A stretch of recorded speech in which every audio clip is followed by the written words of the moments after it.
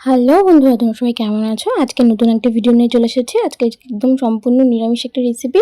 খেতে কিন্তু ভীষণ ভালো। পটল খেতে অনেকেই পছন্দ করে না, তবুও আজকে একটা পটলের এত দারুণ রেসিপি রান্না করব, যারা খায় না তারাও খেতে ভালোবাসবে। তো চলো যাই রান্নাটা করেই নিই। বলতে বলতে অনেকটা এগিয়ে গেছি।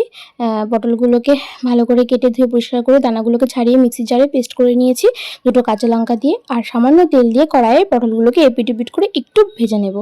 তার মধ্যে গোটা কটার মশলা নিয়েছি, তার মধ্যে নিয়েছিলাম চারমগজ, পোস্ত, কাজু বাদাম, কিশমিশ, গোটা জিরে, কাঁচা লঙ্কা, এগুলোর একটা পেস্ট বানিয়ে কড়াইতে সামান্য পাঁচফোড়ন সম্বার দিয়ে পটলের যে দানা বাটাটা নিয়েছিলাম সেটাকে ভালো করে কষিয়ে নেব।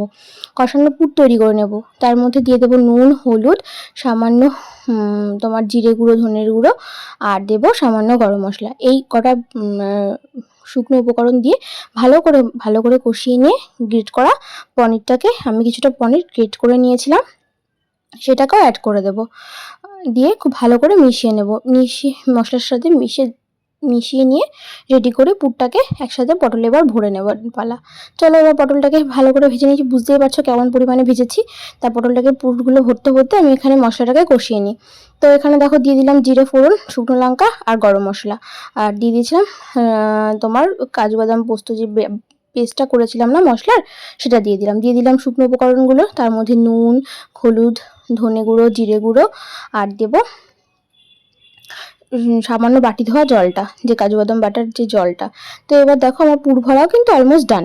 তো সেই পুরটা ভরে নিয়ে আমি এগুলো সব রেডি করে রেখেছি।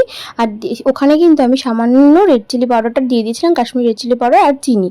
এটা দিয়ে ভালো করে একটু সামান্য জল দিয়ে দেবো গ্রেভির জন্য। জল দিয়ে গ্রেভিটা ফুটে আসলে আমি আস্তে আস্তে করে সম্পূর্ণ পটলগুলো দিয়ে দেবো।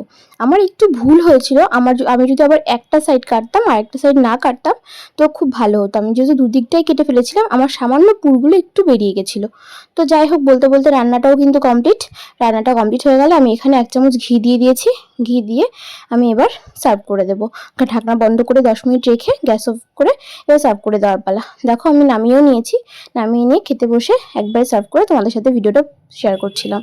তো যদি ভিডিওটা ভালো লেগে থাকে প্লিজ লাইক, কমেন্ট, ফলো করতে ভুলবে না। অবশ্যই জানিও কেমন হয়েছে।